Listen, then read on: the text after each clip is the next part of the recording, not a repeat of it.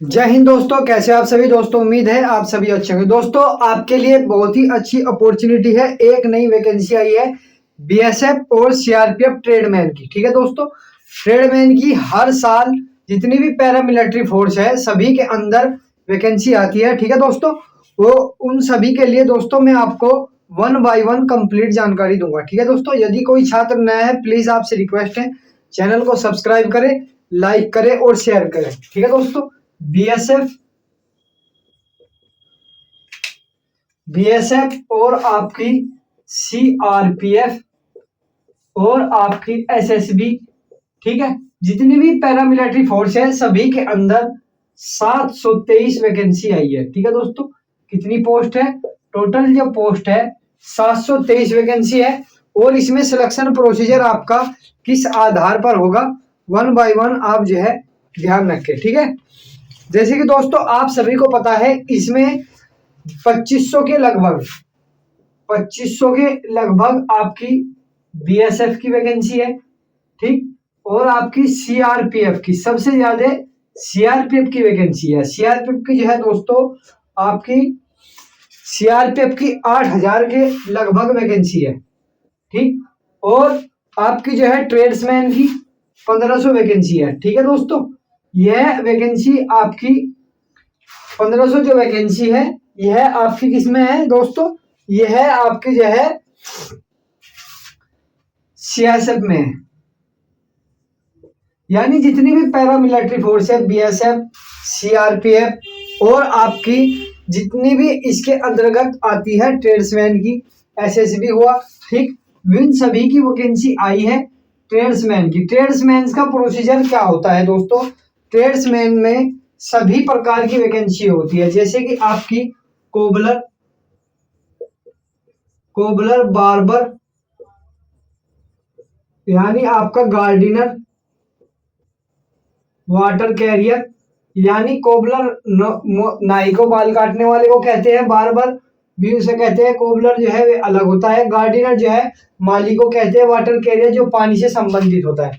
Tradesman की जितनी भी वैकेंसी होती है, जितनी भी पैरामिलिट्री फोर्स होती है, सभी के अंदर ऐसा कुछ भी नहीं है कि सबका काम अलग अलग होता है। ठीक, लेकिन काम यदि आप फोर्स में भर्ती हो जाते हैं तो काम सभी को सभी करने पड़ते हैं, चाहे वो किसी भी रैंक का व्यक्ति हो। ठीक है, क्योंकि जो ट्रेड्समैन वाले बंदे होते हैं उनको ट्रेनिंग के दौरान सभी कार्य सिखाने होते हैं, लेकिन जब आपका सिलेक्शन प्रोसीजर होगा, यानी जब आपको जो है नौकरी का जब आपकी ज्वाइनिंग होगी उस आधार पर हम बात करेंगे। ठीक है दोस्तों, तो आपको सबसे पहले आपकी यह वैकेंसी 10th पास होना जरूरी है। 10th पास होने के साथ साथ आपको आपका जो सर्टिफिकेट है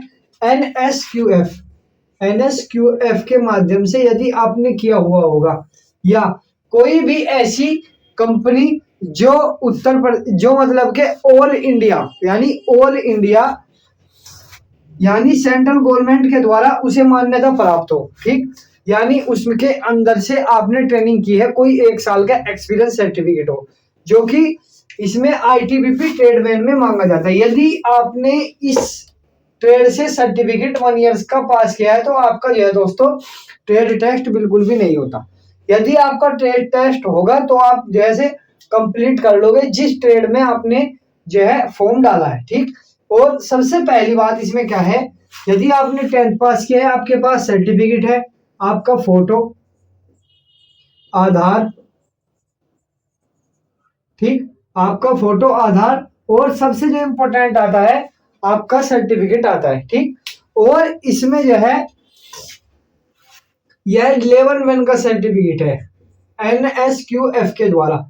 ठीक, यदि आपने इससे पास किया है तो आपको ट्रेड की जरूरत नहीं होगी, यानी आपको जो है ट्रेड वहां पे यानी आपको सभी को पका कर दिखाना पड़ता है, लेकिन ट्रेडमैन में कोई भी ट्रेड टेस्ट नहीं होता यदि आपने इस कंपनी से एनएसक्यूएफ से आपने किया है, या कोई अदर अच्छी कंपनी हो तो वहां से आपने किया हुआ होगा। ठीक है, जो इसमें ट्रेड टेस्ट आपको क्या होगा, लेवल 1 10th पास होना जरूरी है, और इसके साथ साथ आपको जो है 18 साल से लेकर 25 साल तक की एज का क्राइटेरिया दिया जाता है, क्योंकि इसमें एसएससी जीडी से अधिक आपकी एज होनी जरूरी है, यानी 18 साल से लेकर 25 साल तक यदि आप ओबीसी है तो 3 साल की छूट, जनरल एससी और एसटी से है तो 5 साल की छूट दी जाती है एससी और एसटी को। जनरल के लिए कोई भी छूट नहीं है सेंट्रल गवर्नमेंट में, ठीक है।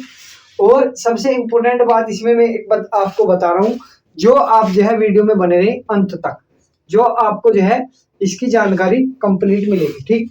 जो आपका फिजिकल होगा इसमें दोस्तों जो है आपको सबसे पहले क्या होता है, इसमें सबसे पहले आपका फिजिकल होता है। फिजिकल होने के बाद आपका जो है इसमें सब पहले तो दोस्तों फिजिकल होता है, लेकिन अब कुछ पॉलिसी सुनने में आ रही कि आपका रिटर्न एग्जाम हो सकता है पहले, ठीक है। यदि आपका फिजिकल हुआ तो इसमें फिजिकल में आपको हाइट कम होगी, 168 सेंटीमीटर आपकी हाइट होती है। एससी और एसटी वालों को जो है इसमें 2 साल की, वो सॉरी 3 साल की या तो एज में और 2 सेंटीमीटर की हाइट में छूट दी जाती है, ठीक। चेस्ट में भी 2 सेंटीमीटर की दी जाती है, यानी छाती में, ठीक है। यह ऑल इंडिया फॉर्म है। यदि कोई इस फॉर्म को भरना चाहता है, यानी पूरे ऑल इंडिया से आप इस फॉर्म को डाल सकते हैं, ठीक है।